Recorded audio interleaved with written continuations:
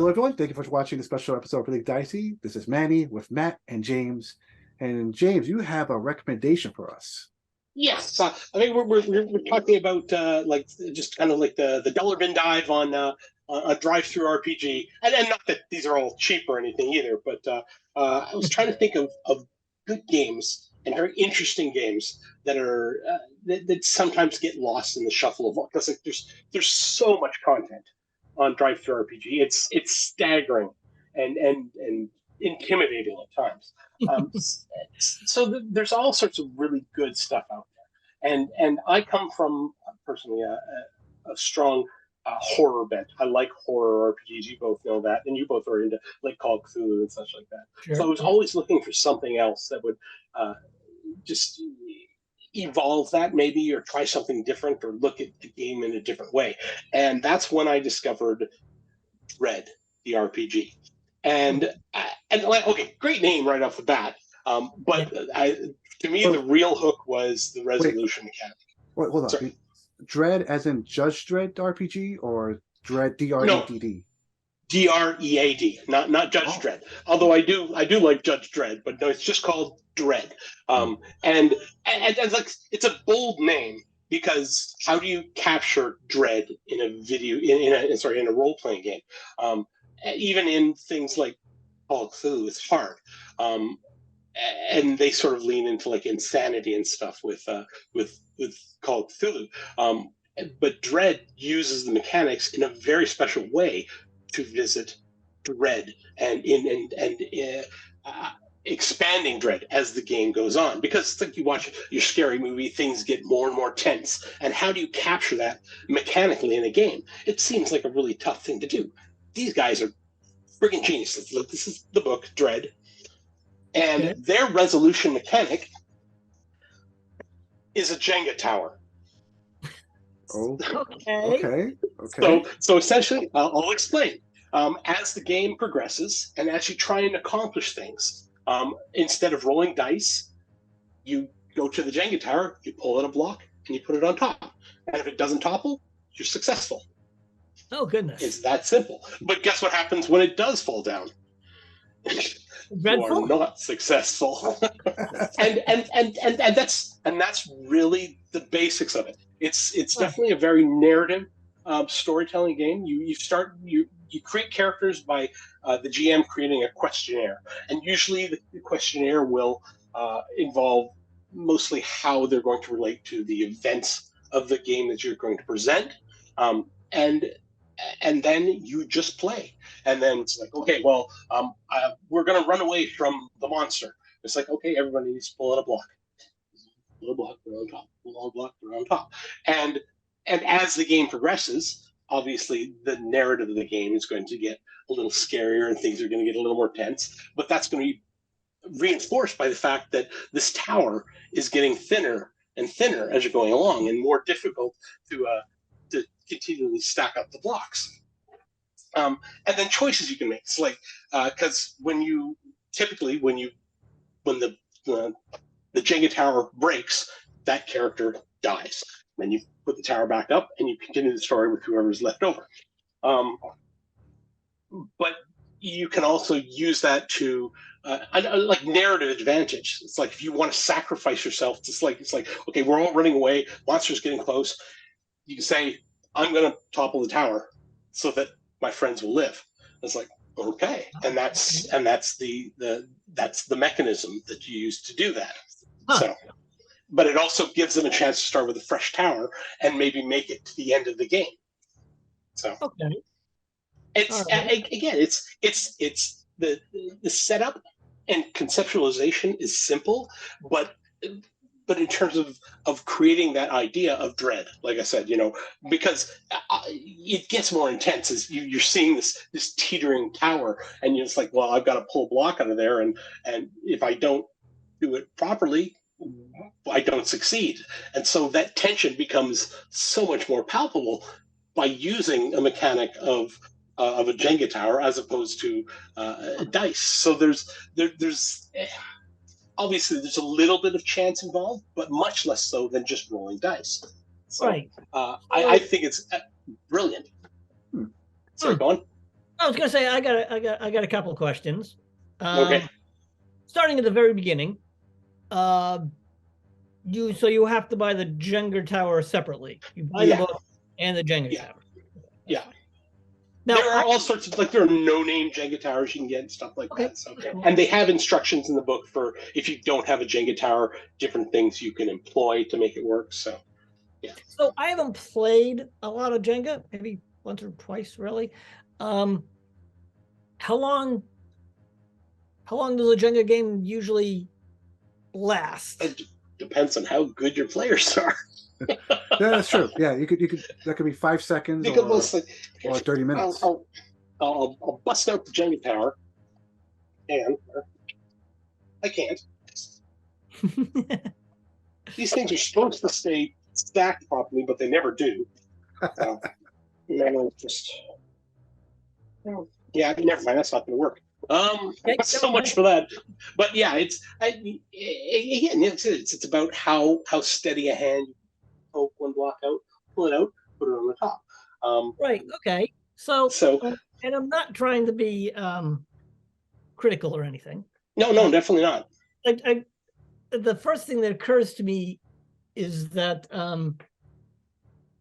the success of your character is based not on your character skills or your role playing, but how steady your hand is. I mean, and to a certain degree, yes. But I mean, again, I think as with any role playing game, you're going to have a level of using your role playing to your advantage. And I think there are rules also in here that also allow you to say it's like if something is particularly difficult, you've got to pull 2 blocks okay. to get across, and stuff like that. So, and I think the point is less about the crunch element of it, but building up the stress and realizing that eventually the tower will fall. Yeah, okay. It will fall, and accepting that. I get it. So it's like there are other games that use kind of those finality mechanics, like 10 Candles, if you've ever heard of it. Whereas I have played 10 Candles. Yes. At the end of the game, everyone will die. That is how the game ends, and it's just about your journey to get there.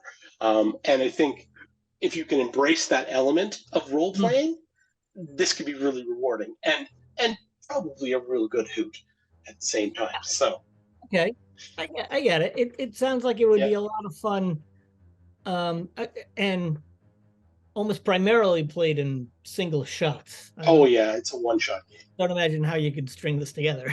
But as a one shot, like a Halloween game full of dread and that's pretty good. I that building tension sounds I like that. Pretty good. Well, it sounds like definitely it's not a game you could play online. It definitely I'm sure there are virtual Jenga tower games and stuff online, but everybody's got their own tower at home. And I suppose that could. So, and again, you were almost lamenting the idea of Matthew about it. It's about how steady your hand is. Well, yeah, and if you play it online with like a virtual Jenga tower, it seems to me like you would lose that element of things. Yeah. So. Yeah. Well, okay. I think it's clever. I like it. It's something that if someone has read the book and has the Jenga set already, you could bring that like at a gathering of friends real fast. Like, hey, let's play this. Or maybe it could be like an in between game. Like, let's say one of your players are late and you need something to do. That's probably something fun. Sorry, go on. Sorry, Manny. But I'm just does the book say, like, before you purchase it, like, hey, you're gonna need something extra besides dice? Yes. Okay, it does. Okay. It makes that very clear right off the bat. And again, like I said, there are lots of like off-brand Jenga towers that you can get. So and it also like I said, it includes other rules. So it's like you could use what's the one where you pull the sticks out and try and keep all the marbles up.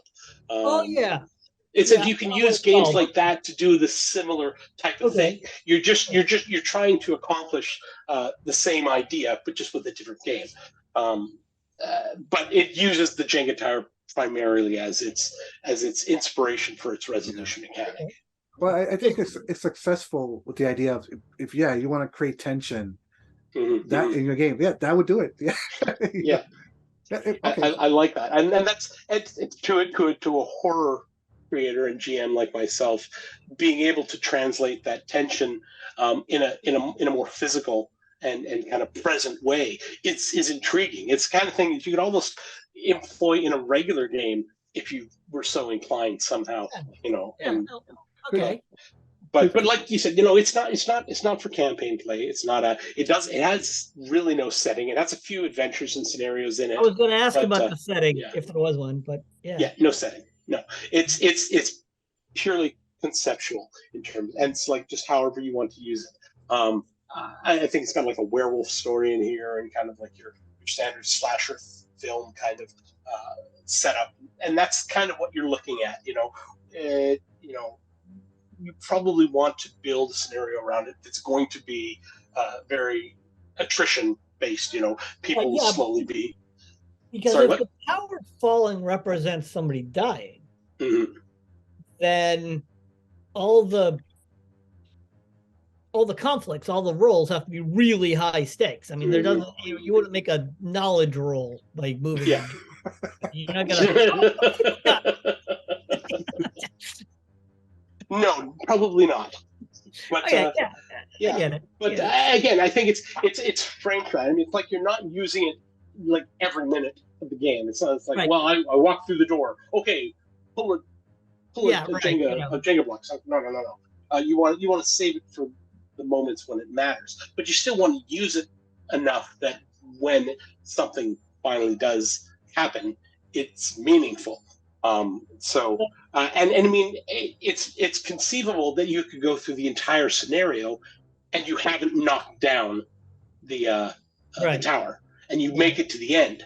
And I think that's still successful because if it's done right, you've got that tension throughout the entire game. It's like you've got that last. It's like, okay, we need to start the boat, and it's not working. Try to repair it. You got to pull one last block to get away from the island. Yeah. And this is the one that matters, And so and actually, I was a little worried, about the Jenga tower because I was a little worried that there